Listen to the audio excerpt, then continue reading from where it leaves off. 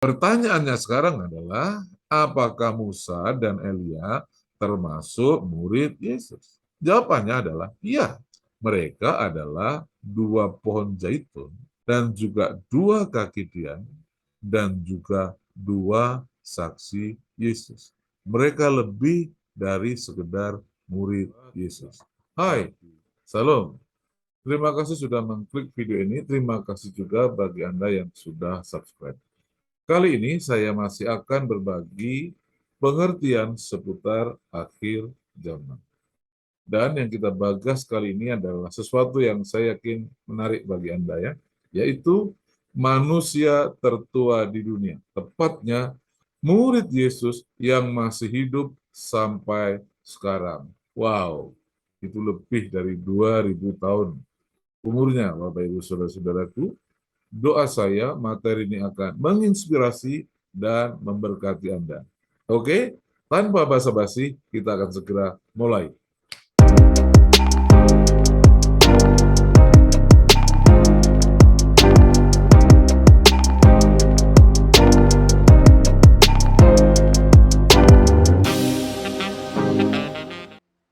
Ya, kita akan membahas manusia tertua di dunia, yaitu murid Yesus yang masih hidup sampai sekarang.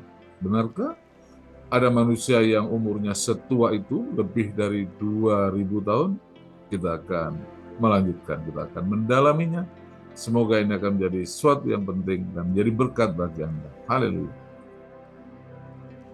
Ya, ketika kekristenan harus menjawab pertanyaan, siapakah murid Yesus yang tidak akan mati sampai Tuhan datang kembali? Dari berbagai sumber yang saya baca, berbagai pihak yang mencoba menjawab pertanyaan ini rata-rata menyatakan bahwa Rasul Yohanes adalah orangnya. Ya, mereka punya alasan tersendiri untuk itu. Nah, persoalannya, berdasarkan tradisi gereja, sesuatu yang tidak tercatat dalam Alkitab, tapi itu dapat dijadikan sumber yang dapat kita percaya, bahwa Rasul Yohanes telah meninggal dengan tenang, yakni satu-satunya Rasul yang meninggal dengan tenang, pada usia yang sangat tua. Makamnya terletak di kawasan Basilika Saint Yohanes yang dibangun oleh Justinus I pada abad ke-6. Nah, Basilika Saint Yohanes ini berada di lereng bukit Ayasuluk, tepat di bawah benteng di dekat pusat Seljuk, sekitar 35 km dari kota Efesus di provinsi Izmir, Turki sekarang. Dan sebagai informasi tambahan, memang Rasul Yohanes adalah gembala di Efesus sampai meninggal dunia. Jadi dia tinggal di kota ini, tinggal di kota Efesus, dan makamnya ada di sana. Oke ya, itu informasi penting buat kita. Ketiga, lantas siapa yang dimaksud Tuhan Yesus bahwa di antara muridnya ada yang tidak akan mati sampai ia datang kembali?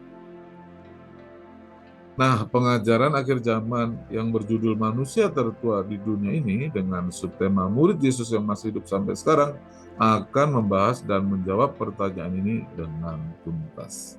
Semoga Anda akan betul-betul memperoleh jawaban yang tepat sesuai dengan Alkitab.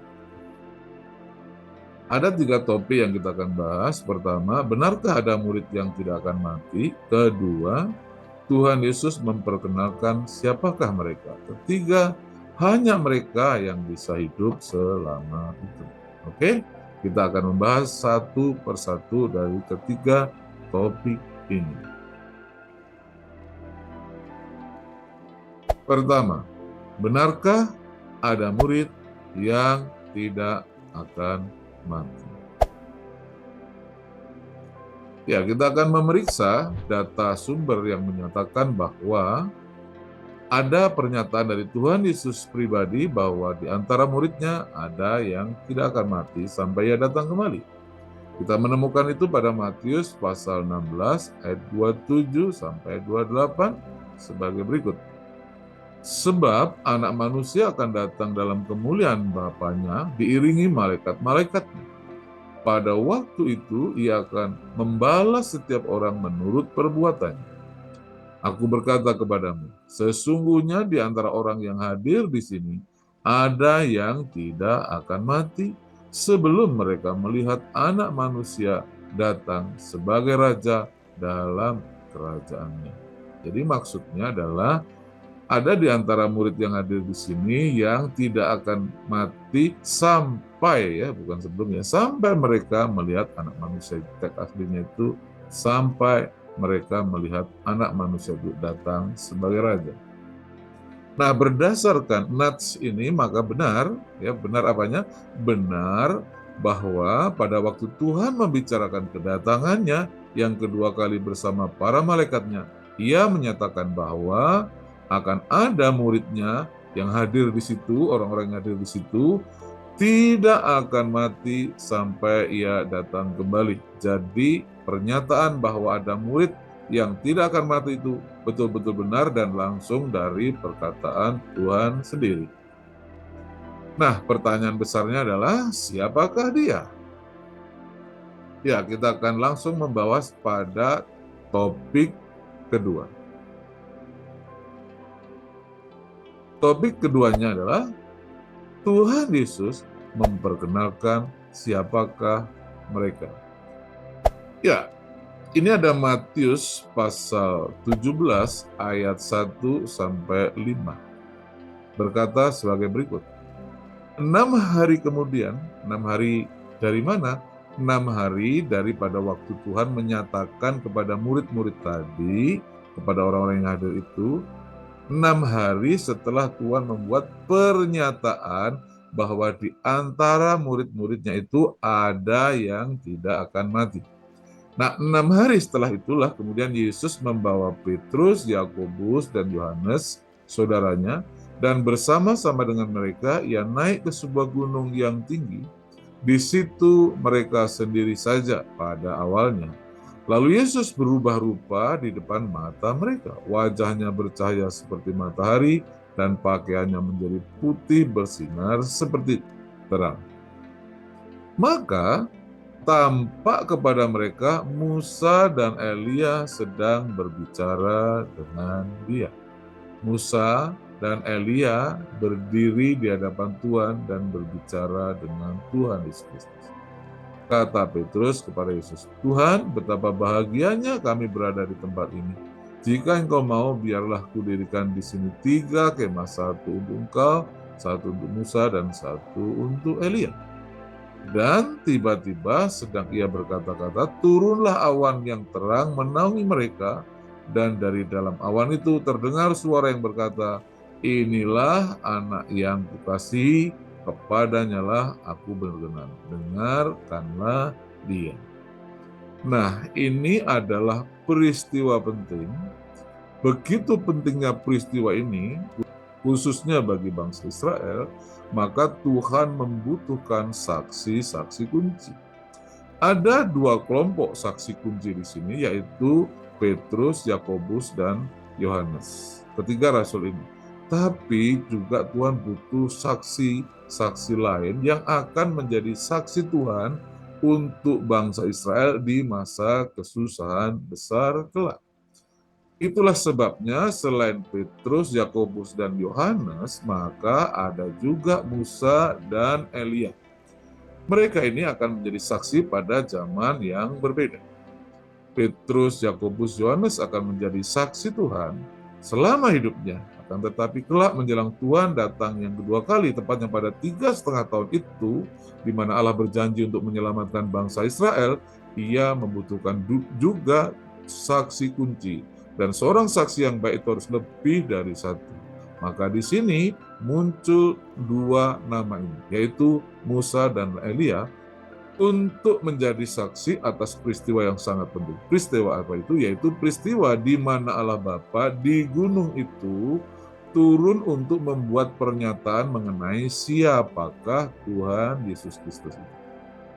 Nah, dikatakan dalam ayat ini, tiba-tiba sedang ia berkata-kata, turunlah awan yang terang menaungi mereka, dan dari awan itu terdengar suara yang berkata, inilah anak yang kukasihi, kepadanya lah aku berkenan, dengarkanlah akan dia. Nah, Kalau begitu, suara siapakah ini? Jelas ini suara Allah Bapa. Allah Bapa sedang menyatakan, membuat pernyataan, dan karena itu dibutuhkan saksi-saksi kunci yang akan memberitakan atau menyaksikan itu di kemudian hari. Dan oleh sebab itu, ini dibutuhkan saksi-saksi yang tepat. Nah, selain Petrus, Yakobus, dan Yohanes yang menjadi saksi, maka dibutuhkan juga Musa dan Elia karena mereka akan menjadi saksi kunci pada masa kesusahan besar di tengah bangsa Israel. Yang perlu Anda ketahui adalah bahwa Yesus sebagai Mesias, yaitu yang artinya yang diurapi, itu tidak ditolak oleh bangsa Israel. Yesus sebagai Mesias dan dengan urapan itu melakukan banyak tanda ajaib dan perbuatan ajaib dan pengajaran yang luar biasa itu masih bisa diterima oleh bangsa Israel.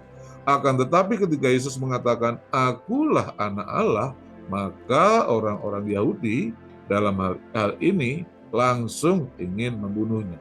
Tepatnya Bapak Ibu Saudara-saudariku, kalau ditanya mengapa Tuhan Yesus disalib oleh orang Yahudi melalui tangan bangsa Romawi, karena Tuhan menyatakan bahwa Dia adalah anak Allah. Pernyataan bahwa Dia adalah anak Allah itulah yang menyebabkan kematian Tuhan Kristus. Nah, padahal bagi orang Yahudi itu sesuatu yang penting. Kenapa? Karena Mesias-Mesias itu memang ada banyak, ada Mesias Raja, ada Mesias Nabi, dan ada Mesias Imam. Tapi yang sedang dinanti-nanti oleh bangsa Israel yang akan menjadi juru selamat adalah Mesias anak Allah. Dan oleh sebab itu ketika Yesus menyatakan bahwa Dia adalah Mesias anak Allah itu, bangsa Yahudi tidak dapat menerimanya dan bahkan ingin membunuhnya. Oleh sebab itu, untuk mempersiapkan hal itu di kemudian hari untuk menyelamatkan bangsa Israel, maka Allah Bapa mengizinkan Musa dan Elia berdiri di hadapan Tuhan untuk menyaksikan pernyataannya, yang sekaligus di situ ada juga Petrus, Yakobus, dan Yohanes, bahwa Yesus Kristus adalah Mesias, anak Allah. Oke ya, semoga penjelasan yang agak panjang ini Anda pahami dengan baik.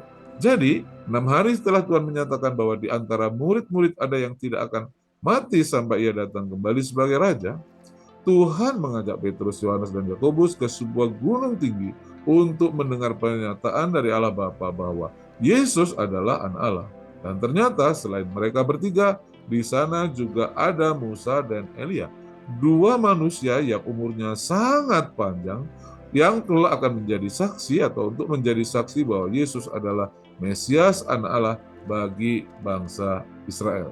Semoga ini jelas bagi Anda. Pertanyaannya sekarang adalah, apakah Musa dan Elia termasuk murid Yesus? Ya, ini pertanyaan kunci yang sangat penting yang harus dijawab dengan tepat dan benar berdasarkan Alkitab. Jawabannya adalah iya. Mereka adalah dua pohon zaitun dan juga dua kaki tiang dan juga dua saksi Yesus. Mereka lebih dari sekedar murid Yesus, tapi mereka akan menjadi murid Yesus yang bersaksi bagi Yesus. Tepatnya pada masa kesusahan besar, pada saat bangsa Israel menghadapi masa aniaya terbesar. Disitulah dua tokoh ini diutus oleh Tuhan untuk bersaksi mengenai siapa dirinya yang sebenarnya. Oke, kita lanjutkan. Kita akan mencari data-data mengenai hal ini dalam Alkitab. Ya, tentu saya tidak dapat sekedar membuat pernyataan bahwa mereka adalah murid Yesus, maka dibutuhkan data-data Alkitab yang jelas tentang Musa dan Elia. Ya, nomor 1. Alkitab menyatakan bahwa mereka itulah dua saksi Yesus. Ingat ya, mereka disebut oleh Alkitab dua saksi Yesus. Di mana kita mendapat ayatnya? Ayatnya ada pada Wahyu pasal 3 ayat 3, Wahyu pasal 11 ayat 3. Dikatakan, dan aku akan memberi tugas kepada dua saksiku. Jadi, kitab Wahyu ini bukanlah perkataan Allah Bapa langsung, tapi wahyu Tuhan Yesus Kristus yang disingkapkan kepada hambanya, yaitu Rasul Yohanes. Itulah sebabnya ada ungkapan, Aku akan memberi tugas kepada dua saksiku. Jadi selama ini, selama Tuhan Yesus Kristus hidup itu, selain murid-murid, ada dua saksi lain yang merupakan saksi bagi kemesiasan Yesus Kristus di tengah orang-orang Yahudi pada waktu itu.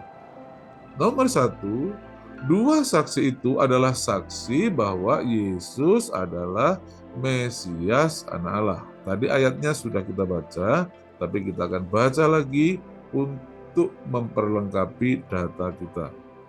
Jadi dikatakan dalam ayat ini, pada waktu Allah Bapa membuat pengumuman langsung kepada manusia di atas gunung itu, di mana Allah Bapa butuh saksi-saksinya, maka di sana ada Petrus, Yakobus, Yohanes. Dan selain ketiga saksi ini, para rasul yang akan menjadi saksi yang sangat kuat karena mereka melihat dengan mata kepalanya sendiri, ada juga dua saksi lain yang namanya disebut, yaitu Musa dan Elia. Nah, perhatikan ya, Tuhan berkata ada dua saksiku. Nah, itulah sebabnya ada dua nama ini, Musa dan Elia. Ini akan selalu muncul walaupun tidak terang-terangan ada di antara murid-murid, tetapi selalu muncul dua orang ini pada peristiwa-peristiwa penting yang dialami oleh Tuhan Yesus Kristus. Itulah sebabnya kedua orang ini disebut dua saksiku. Pertama, mereka adalah saksi dari pernyataan Allah Bapa bahwa Yesus adalah Mesias, Anak Allah. Jelas ya? Jadi mereka bersaksi, mampu dan sanggup bersaksi karena mereka melihat sendiri Yesus adalah Mesias, Anak Allah. Oke? Nah, nomor dua, kedua saksi ini adalah saksi dari kebangkitan Yesus atau saksi bahwa Yesus bangkit dari kematian. Kita lihat ayatnya pada Lukas pasal 24 ayat 1 sampai ayat 7. Tetapi pagi-pagi benar pada hari pertama minggu itu mereka pergi ke kubur membawa rempah-rempah yang telah disediakan mereka. Mereka mendapati batu sudah terguling dari kubur itu, dan setelah masuk mereka tidak menemukan mayat Tuhan Yesus.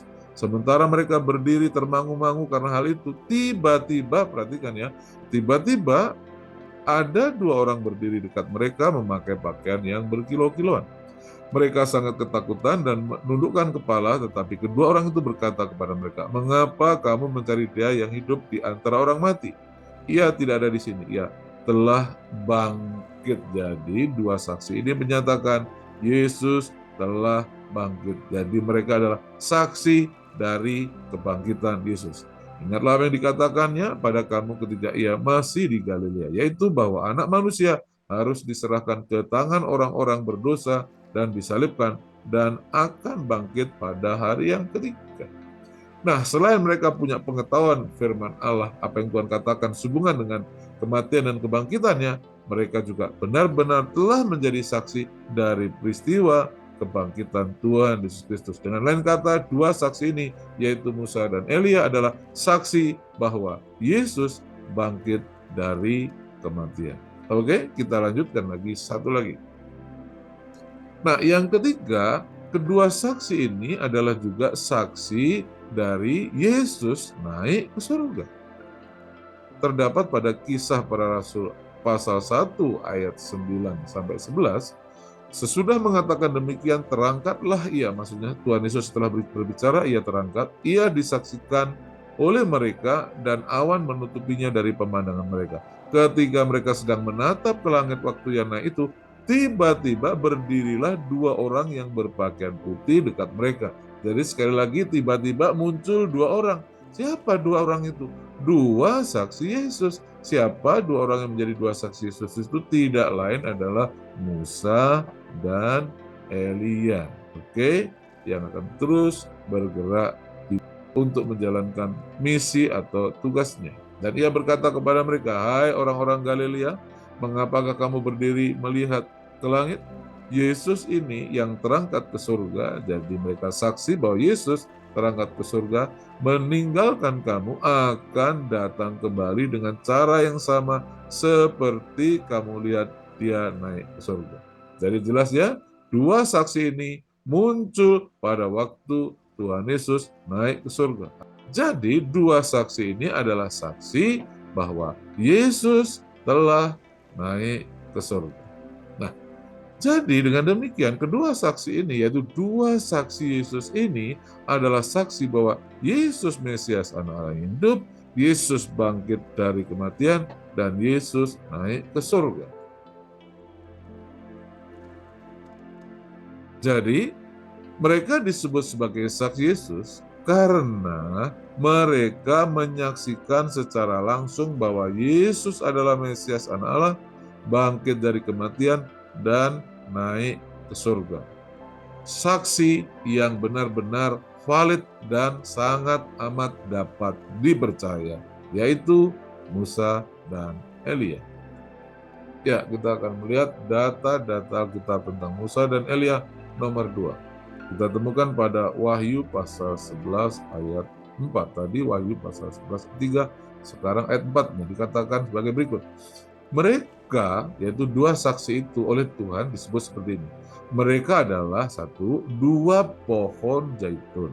Kedua, dua kaki dian yang berdiri di hadapan Tuhan. Jadi, Musa dan Elia yang disebut dua saksi Yesus tadi itu pernah berdiri di hadapan Tuhan. Di hadapan Tuhan, ya, kata Tuhan itu kurios, bukan di hadapan Allah Bapa, tapi di hadapan Tuhan. Nah, di mana kedua tokoh ini pernah berdiri di hadapan Tuhan? Ya, di atas gunung tadi, pada waktu Allah Bapa membuat pernyataan, pengumuman, Yesus adalah Anak Allah. Di sanalah Musa dan Elia pernah berdiri di hadapan Tuhan. Oke? Jelas ya? Nah, Tuhan yang mana mereka pernah berdiri di hadapannya berkata, mereka itu adalah kedua pohon zaitun dan dua kaki dian. Apa arti dari pernyataan Tuhan ini? Nah, yang pertama, ketika Tuhan berkata dua pohon zaitun, maka itu artinya bahwa itu adalah dua orang Israel. Kenapa pohon zaitun artinya Israel? Begitulah Alkitab berkata, ya, dalam Yeremia pasal 11 ayat 16 berkata begini. Pohon zaitun yang rimbun, elok dipandang mata, pernah Tuhan menamai engkau. Jadi maksudnya Tuhan pernah menyebut bangsa Israel itu sebagai pohon zaitun. Tetapi dengan bunyi keributan yang hebat, ia menyalakan api pada daun-daunnya sehingga ranting-rantingnya terbakar. Terlepas dari masalah apa yang terjadi pada bangsa Israel, tapi bangsa Israel itu disebut sebagai pohon zaitun. Demikian juga Rasul Paulus di Perjanjian Baru, bahwa orang-orang Kristen dari bangsa-bangsa yang dicangkokkan itu dicangkokkan kepada pohon zaitun. Maksudnya dihisapkan menjadi warga dari Israel. Itu kata Alkitab, ya. Karena itu, kata Rasul Paulus, apabila beberapa cabang, maksudnya keturunan Israel, telah dipatahkan dan kamu sebagai tunas liar telah dicangkokkan di antaranya dan turut mendapat bagian dalam akar pohon zaitun yang penuh getah. Pohon zaitun itu bangsa Israel, penuh getah itu orangnya bangsa yang penuh berkat. Mereka, sebab Allah berkuasa untuk mencangkokkan mereka kembali. Sebab jika kamu telah dipotong sebagai cabang dari pohon zaitun liar, dan bertentangan dengan keadaan itu kamu telah dicangkokkan pada pohon zaitun sejati, yaitu Israel, terlebih lagi mereka ini yang menurut asal mereka akan dicangkokkan pada pohon zaitun mereka sendiri. Jadi singkatnya, bangsa Israel itu di mata Tuhan dianggap, dipandang, digambarkan seperti pohon zaitun. Itulah sebabnya Tuhan pada waktu menyebut Musa dan Elia dua pohon zaitun itu artinya dua orang itu adalah dua orang Israel, ya. Jadi itu penggambaran dari Tuhan. Ketika Tuhan menggunakan metafora dua pohon zaitun atau penggambaran dua pohon zaitun, itu artinya adalah dua orang Israel, yaitu Musa dan Elia tadi. Nah, mereka juga disebut, ini yang penting, ya. Ini itu adalah dua pohon zaitun itu ada nubuatannya di kitab Zakaria pasal 4 kalau tidak salah, ya, dari ayat 11 sampai 12. Akan tetapi di Perjanjian Baru Tuhan menambahkan kata dua pohon zaitun ini dengan dua kaki dian. Jadi ini dua pohon zaitun yang adalah dua kaki dian. Israel itu semuanya pohon zaitun, tetapi ini pohon zaitun yang adalah dua kaki dian. Apa artinya?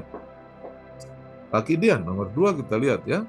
Nah, ketika Tuhan berkata dua kaki dian, itu artinya mereka itu adalah Israel, dua orang Israel yang telah menjadi dua pengikut Yesus atau telah menjadi jemaat. Mengapa begitu? Kita lihat ini. Wahyu pasal 1 ayat 20 berkata, dan rahasia ketujuh bintang yang telah kau lihat pada tangan kananku dan ketujuh kaki dian emas itu.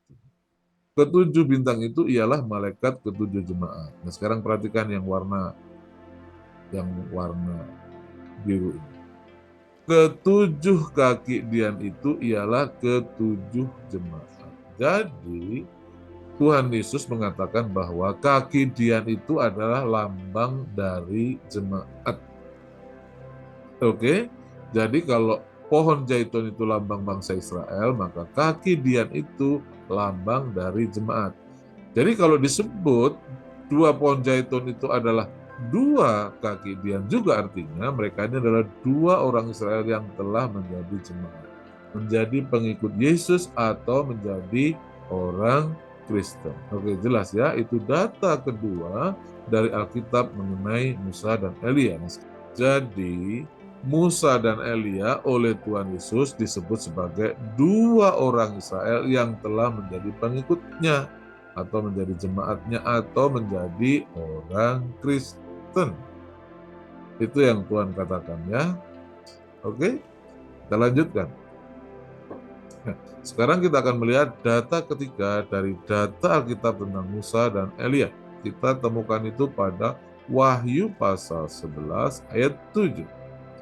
Dikatakan begini, dan apabila mereka telah menyelesaikan kesaksian mereka, maka binatang yang muncul dari jurang maut, maksudnya kerajaan antikris ya, akan memerangi mereka dan mengalahkan serta membunuh mereka.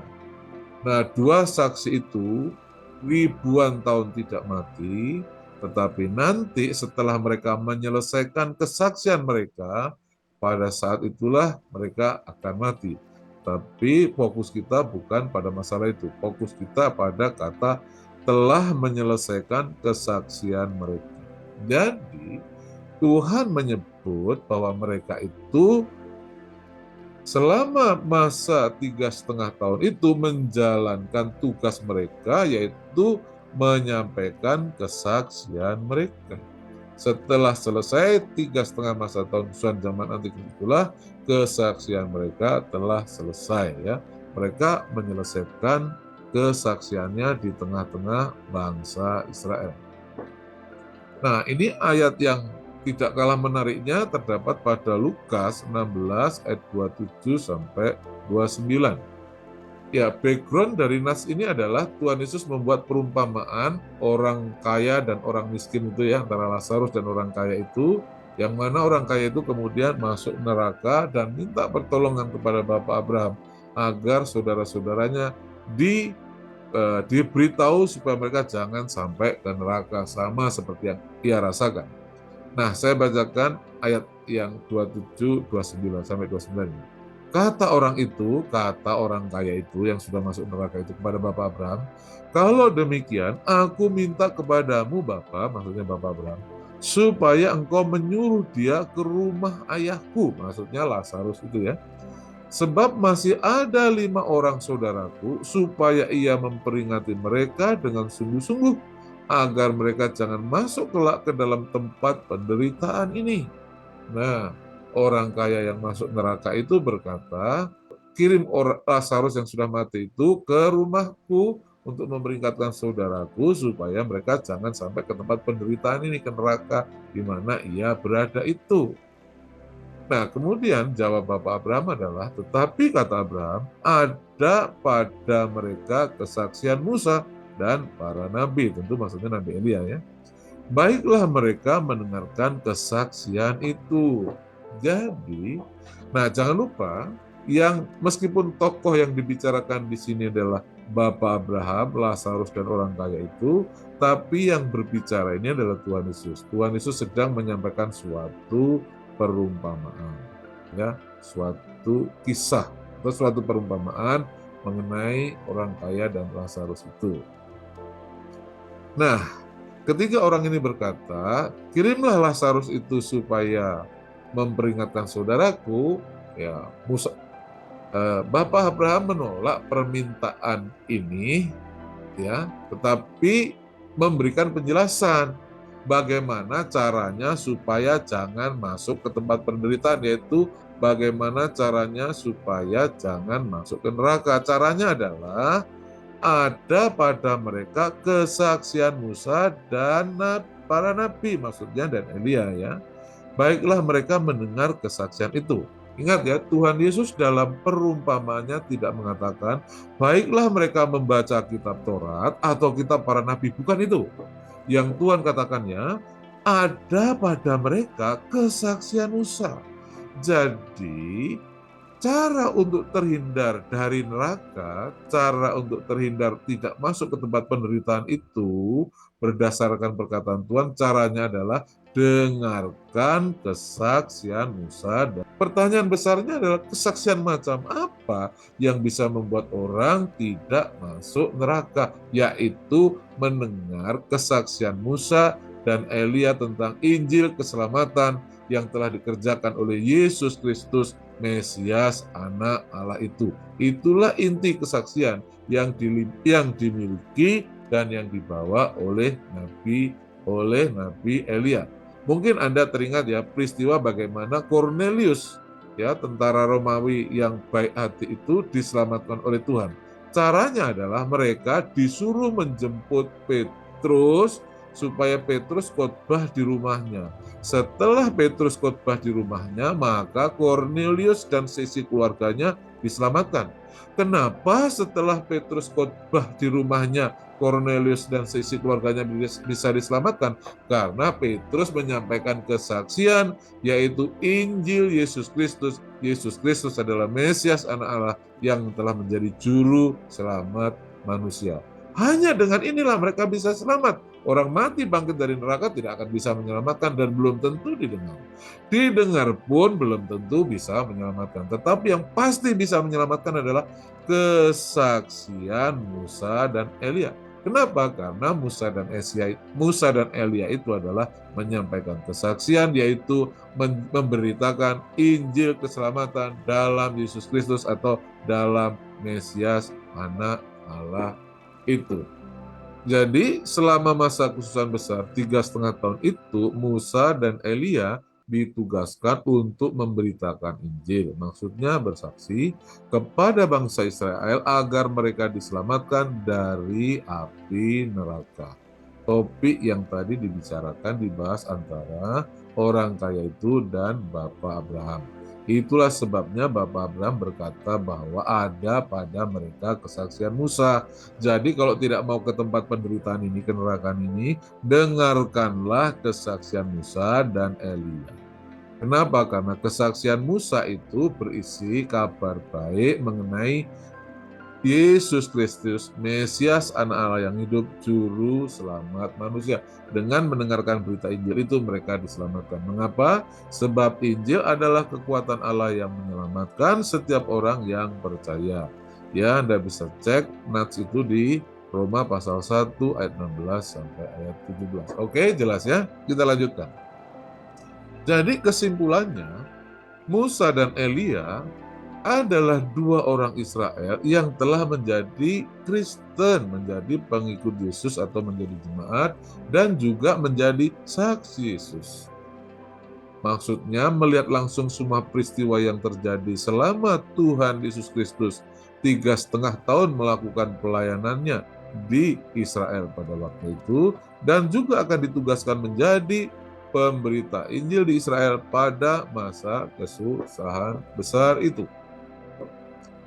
Ya, saya bagikan ayat ini supaya Anda memiliki perspektif yang tepat mengenai kata bersaksi.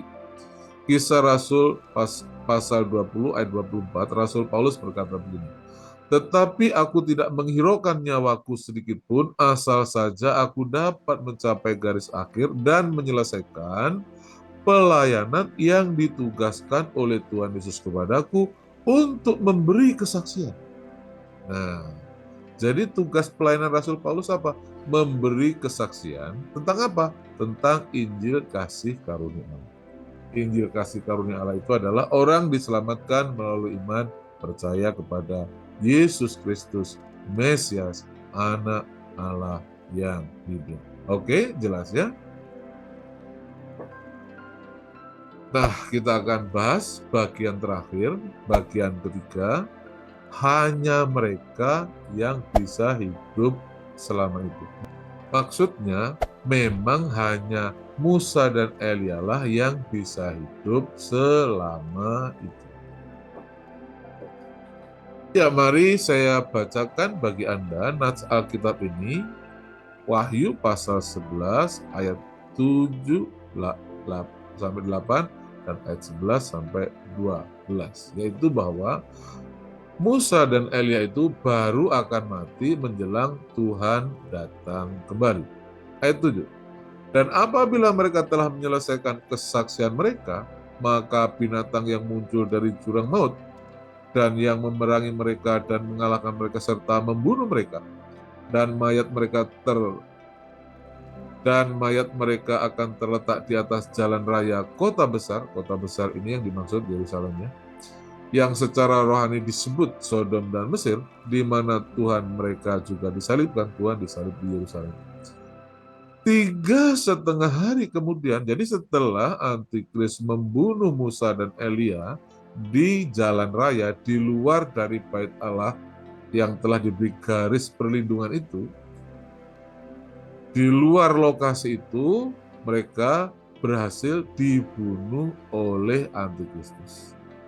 Nah, setelah dibunuh, ayat 11 mengatakan begini, 3,5 hari kemudian masuklah roh kehidupan dari Allah ke dalam mereka, sehingga mereka bangkit. Dan semua orang yang melihat mereka menjadi sangat takut, dan orang-orang itu mendengar suatu suara yang nyaring dari surga berkata kepada mereka, naiklah kemari.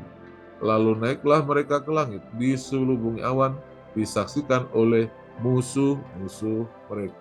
Jadi ayat ini dengan jelas mengatakan bahwa setelah mereka menyelesaikan kesaksian mereka, ingat ya, mereka ditugaskan bersaksi di kurun waktu 3,5 tahun menjelang Tuhan Yesus Kristus datang. Dan Anda perlu saya beri bocoran dulu bahwa jarak antara 3,5 tahun itu dengan kedatangan Tuhan Yesus Kristus hanyalah jeda 45 hari saja. Jadi tidak terlalu jauh.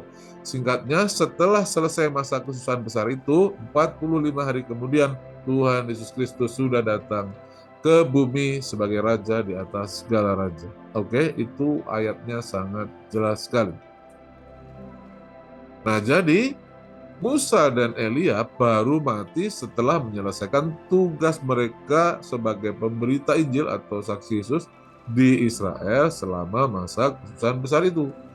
Baru setelah itu, setelah tugas itu selesai, sudah selesai ya, artinya sudah melewati 3,5 tahun masa kesusahan besar, mereka dibunuh oleh Antikristus pada 3,5 hari menjelang kedatangan Tuhan Yesus Kristus sebagai Raja. Nah, untuk memberi gambaran yang lengkap ya, mengenai waktu kematian Musa dan Elia sehingga mereka betul-betul baru mati menjelang Tuhan datang adalah sebagai berikut. Nah, ini adalah kurun waktu dari zaman Antikris sampai dengan Yesus Kristus datang. Kurun waktu dari zaman Antikris sampai Tuhan Yesus Kristus datang itu, kalau dihitung waktunya ada 1.335 hari. Ini terbagi 2 tahap ya. Tahap pertama ada 1.290 hari plus ditambah 45 hari. Nah, kita baca dulu natsnya yang menjelaskan hal itu. Daniel pasal 12 ayat 11 sampai 12 berkata begini. Sejak dihentikannya korban hari-hari dan ditegakkannya kekejian, sebetulnya dewa-dewa ini tidak ada pada teks aslinya ya. Sejak ditegakkannya kekejian, maksudnya kejahatan yang luar biasa yang membinasakan itu, ada 1.290 hari. Nah, jadi hitungan yang berlaku sejak Antikris menduduki bait Allah dan menghentikan ibadah-ibadah bait Allah itu, dan mulai ditegakkannya kekejian, Maksudnya mereka mulai melakukan kejahatan yang luar biasa, membunuh dan menganiaya.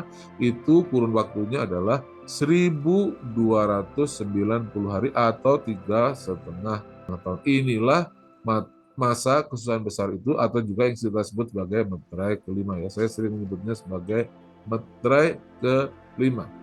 Nah, ayat 12-nya menarik. Berbahagialah orang yang tetap menanti-nanti. Maksudnya menanti apa ya? Menanti kedatangan Tuhan. Berbahagialah orang yang tetap menanti-nanti dan mencapai 1335 hari. Jadi dalam pewahyuannya Allah menyampaikan kepada Daniel bahwa berbahagialah orang yang bertahan sampai 1335 hari. Mengapa? Karena pada 1335 hari inilah Tuhan Yesus Kristus datang yang kedua kali. Tuhan yang dinanti-nantikan orang itu akan datang kembali. Jadi, karena ada kata 1335 hari, dan di sini ada kata 1290 hari, maka ketika 1335 hari dikurangi 1290 hari sama dengan 45 hari. Artinya, zaman antikris, masa kesusahan besar atau meterai 5 itu akan terjadi selama 3,5 tahun. Sisanya yaitu 45 hari akan menjadi waktu di mana meterai 7 dimulai dan prosesi kedatangan Yesus dimulai dengan meniup sangkakala 1, 2, 3, 4, 5, 6, dan 7. Pada sangkakala ke-7 inilah Tuhan datang ke bumi, tepat pada hari ke-45 atau hari ke-1335 hari. Inilah kurun waktu yang dibutuhkan dari zaman antikris sampai kedatangan Tuhan Yesus Kristus, yaitu ada 1335 hari. Orang yang bisa bertahan sampai di sini dikatakan berbahagia. Oke, jelas ya? Nah, di mana Musa mati tadi dikatakan ya, dia dibunuh dan selama 3,5 hari mayatnya dibiarkan begitu saja di jalan-jalan di Yerusalem, tidak dikubur, tidak disingkirkan, tidak ada yang berani menyentuh, ya, dibiarkan begitu saja. 3,5 hari kemudian maka mereka mengalami kebangkitan orang mati. Nah, sebetulnya itu adalah karena Yesus datang. Kan agenda Tuhan nanti pada waktu datang yang pertama dilakukan adalah orang-orang mati dibangkitkan dan yang masih hidup tubuhnya akan diubah. Nah, karena Musa dan Elia mengalami kematian di detik terakhir menjelang kedatangan Tuhan yang kedua kali, maka Musa dan Elia dibangkitkan tepat pada saat Tuhan Yesus Kristus datang yang kedua kali, atau 3,5 hari setelah Musa dibunuh oleh antikristus dan dibiarkan mayatnya tergeletak di jalan-jalan di Yerusalem itu. Oke ya, jadi ada 1335 hari waktu yang dibutuhkan dari zaman antikris sejak dimulainya masa penganiayaan besar itu sampai kedatangan Tuhan Yesus Kristus kedua kali, dan 3,5 hari sebelum itulah Musa dibunuh. Tapi kemudian pada waktu Tuhan datang bersama-sama dengan orang-orang kudus lainnya, Musa dan Elia dibangkitkan. Saya bacakan ulang di Wahyu 11, Wahyu ayat 11-12. 3,5 hari kemudian masuklah roh kehidupan dari Allah ke dalam mereka, sehingga mereka bangkit, dan semua orang yang melihat mereka menjadi sangat takut. Dan orang-orang yang mendengar suatu suara yang nyaring dari surga berkata kepada mereka, naiklah kemari. Maksudnya dari surga itu dari langit ya, karena Tuhan sudah memasuki atmosfer bumi.